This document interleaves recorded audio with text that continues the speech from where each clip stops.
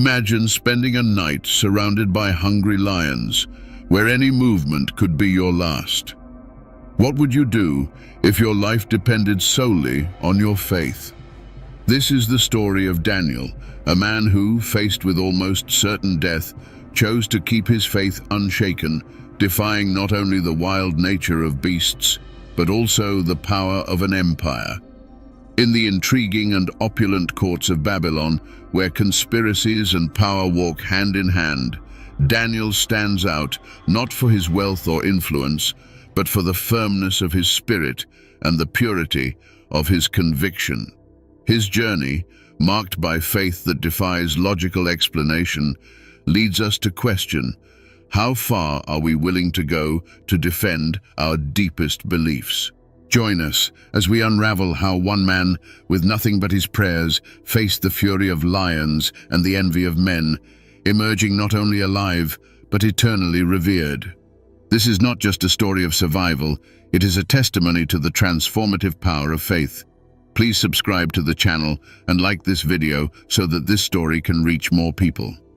Daniel was a young captive who had been taken to Babylon, far from his homeland.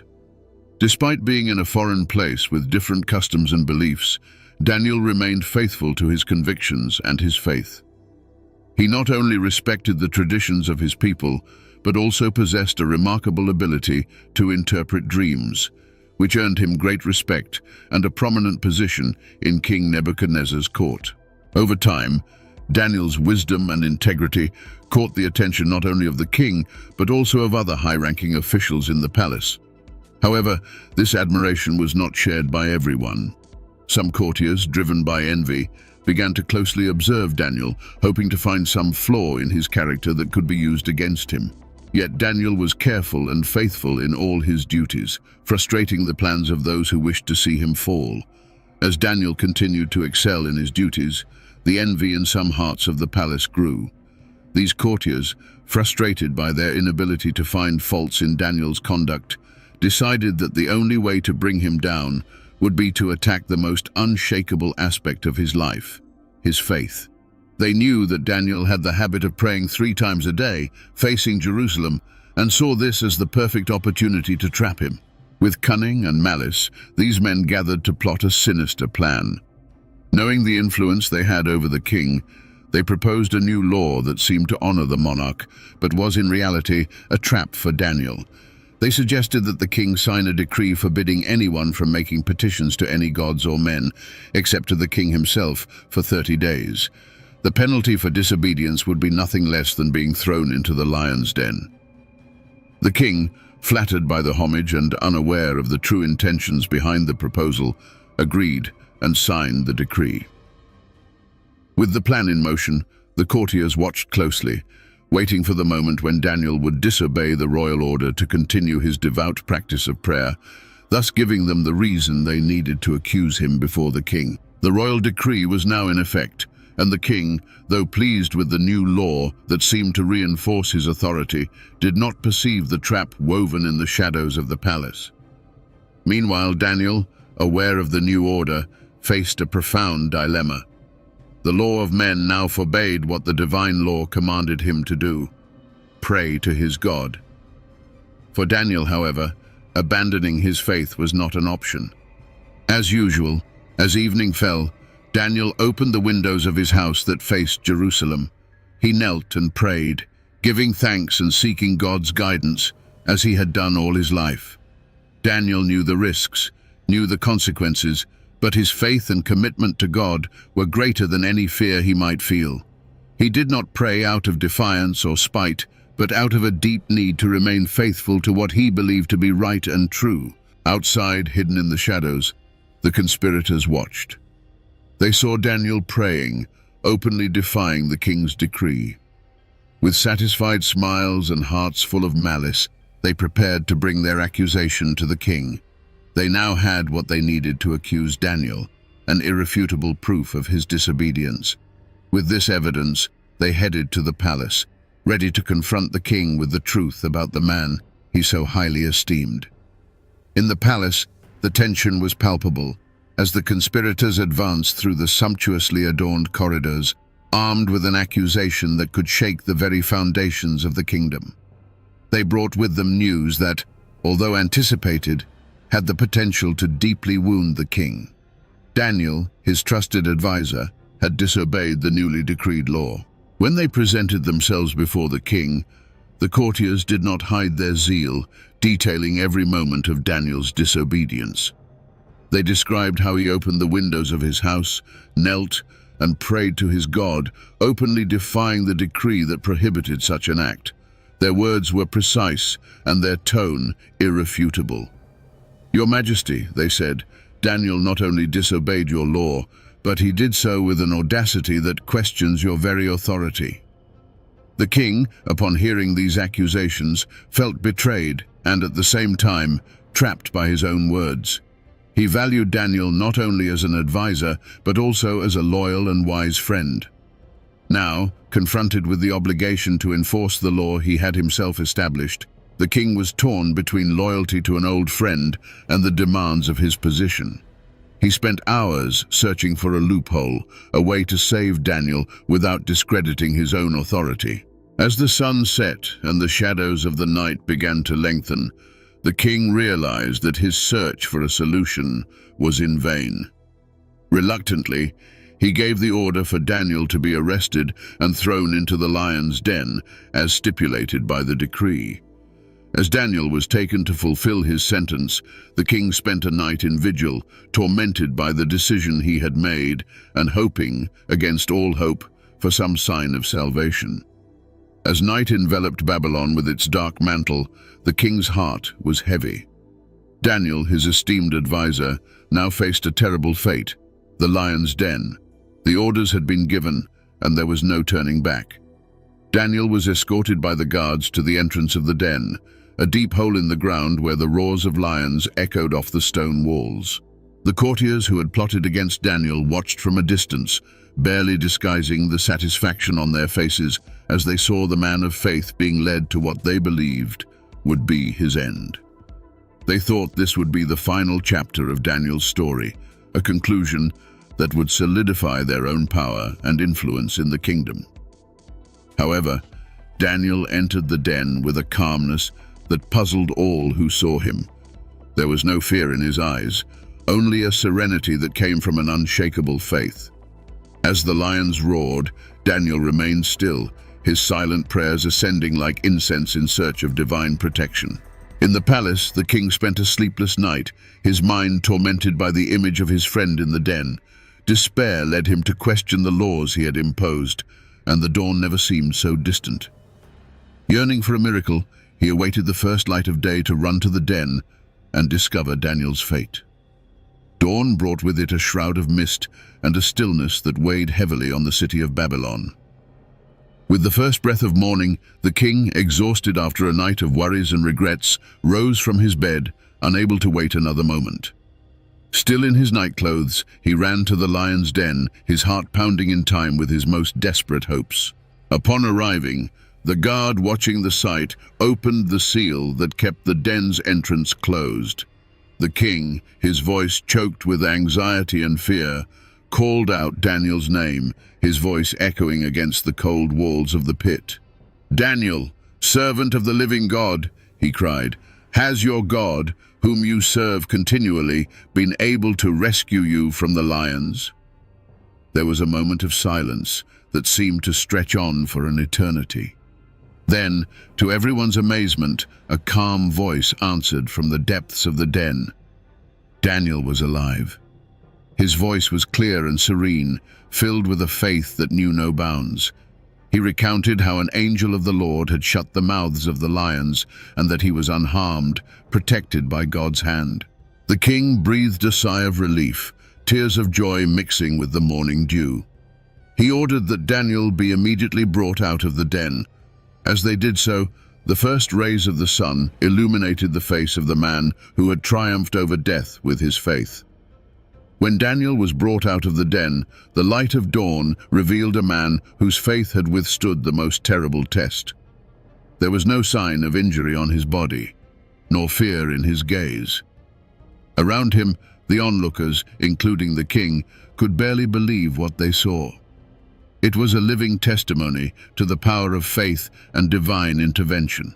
The news of the miracle spread quickly through the palace and the streets of Babylon, causing many to question their own beliefs and the justice of the king's decrees. As Daniel was welcomed by a group of admirers and faithful followers, the courtiers who had plotted against him realized that their plan had failed spectacularly. They had tried to use the law to eliminate a righteous man, but instead, their actions resulted in an even greater demonstration of the protection and power of his God. The king, deeply moved by Daniel's faith and integrity, began to reflect on the consequences of his own decisions. He knew that something had to be done to correct the wrong and prevent future injustices. His respect for Daniel and the God he served only grew, and he felt compelled to take action. Determined to set things right, the king summoned his advisors and prepared to take measures that would resonate throughout the kingdom, restoring Daniel's honor and reaffirming a commitment to truth and justice. That morning, as the sun bathed Babylon in its golden light, the king, driven by a newfound understanding of divine justice, decided to rectify the injustices that had been committed against Daniel. He called an urgent meeting with his closest advisors, determined to undo the harm caused by the false accusers. The king clearly articulated his vision to the advisors. Not only had Daniel been wrongfully accused, but his integrity and faith had been supernaturally confirmed. It was necessary for the kingdom to acknowledge the gravity of the wrong done to such a faithful servant. Thus the king ordered that the courtiers who had conspired against Daniel be brought before him. When the conspirators were presented before the king, fear was evident on their faces. They had realized too late that their plan had not only failed, but had also turned against them. The king, with the authority of his position and the justice of his decision, pronounced the sentence: they would now face the fate they had intended for Daniel. As the conspirators were led to the lion's den, a new decree was being prepared. This decree would not only restore Daniel's honor, but also proclaim the protection of his God over those who serve truth and justice with a pure heart. The impact of this decree promised to spread throughout the kingdom, setting a precedent for faith and loyalty above human wickedness. With the palace still resonating from the acts of newly administered justice, the king ordered that a new decree be drafted, a document that would reflect the powerful lesson learned through Daniel's ordeal. This decree, unlike the previous one, would be a celebration of faith and divine protection, a testimony to the entire kingdom that true strength lies in integrity and commitment to the divine. The royal scribe, under the king's detailed instructions, carefully drafted each word, engraving in history the decision that exalted faith above human power. The decree declared that Daniel's God was the true protector, capable of saving his servants from any danger, even from the mouths of hungry lions. With the document completed, the king called an assembly of all the leaders and notable citizens of the kingdom. The square in front of the palace was packed with people, all eager to witness the change of course that His Majesty was about to announce. The air was thick with anticipation as the king prepared to proclaim the new decree. As the king read the words of the decree, the reaction among the crowd was mixed. Some were relieved by the justice done. Others were awed by the clear divine intervention in Daniel's life. This moment, rich in symbolism, not only restored Daniel's honor, but also redefined the relationship between faith and power at the heart of Babylon. As the king's words echoed through the square, the people of Babylon absorbed each phrase of the new decree, a proclamation that exalted Daniel's God as a supreme and protective being. The impact of this declaration was profound, altering not only the kingdom's politics, but also the hearts of many of its citizens. Daniel's faith, tested to the extreme, emerged not only intact, but now widely recognized and respected. Among the crowd, whispers of admiration and murmurs of reflection mixed with the fresh morning air. The stories of Daniel and his unwavering trust in his God spread like ripples, touching the hearts of many who had previously doubted the power of faith in the face of the king's authority. Daniel's influence grew, not through force or fear, but by the example of his integrity and divine dedication. As the king observed the crowd, his heart swelled with a new emotion. He realized that true leadership came with the responsibility to recognize and uphold justice, no matter how powerful a ruler might be. Inspired by Daniel's faith, he began to contemplate other reforms that could bring more justice and equality to his kingdom. These reflections soon began to take shape in actions, promising an era of renewal and hope for Babylon, guided by the principles that Daniel had upheld and demonstrated with his own life. As Daniel continued to serve in the palace, his story became a living legend, a tangible example of divine intervention and human resilience in the face of extreme adversity. Daniel's fame and the respect for his faith extended beyond the walls of Babylon, spreading among nations and peoples, crossing borders and generations. With the new decree in place, Daniel was exalted to an even higher position in the government. However, his demeanor remained unchanged. He continued to serve with humility and dedication, guided by the principles that had sustained him in the lion's den. Daniel's integrity, now more than ever, inspired both commoners and nobles alike, fostering an environment of mutual respect and sincere worship. Meanwhile, the king observed the changes his decision had set in motion, reflecting on the power of faith and belief. The transformation of Babylon, from a court marked by conspiracies and fears to a kingdom of faith and justice, was a testament to the impact that a single devoted man, supported by wise leadership, could have. In this climate of renewal, the king began to consider other areas of government and society that needed reform. Inspired by Daniel's wisdom and faith, he planned to extend these principles beyond matters of worship and loyalty, seeking to create a more just and equitable society for all his subjects. As Daniel continued to hold a prominent position in the kingdom's administration, his example served as a beacon for all those who sought guidance and inspiration. He was not just a symbol of faith, but also an active architect of the reforms the king was implementing. Together, they worked to ensure that the injustices of the past would not be repeated, strengthening laws that protected the weak and encouraging the practice of compassion and justice. In this atmosphere of renewal, Daniel's figure resonated particularly with those who had previously felt marginalized or unprotected by the law. His legacy was a testimony that true faith and dedication to just principles could not only save a life, but transform an entire culture.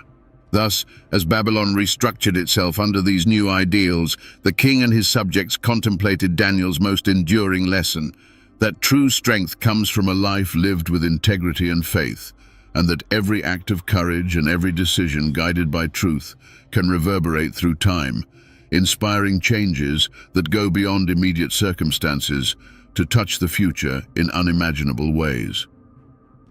Daniel's story in the lion's den ends not with the roar of the animals, but with the reverent silence of those who witnessed his faith come to life. The king's decree, inspired by respect and admiration for Daniel's integrity, became a manifesto of faith and justice that echoed throughout the kingdom. Daniel's decision to remain faithful to his beliefs, even in the face of death, and the subsequent change in the king's attitudes, illustrate the transformative power of true conviction.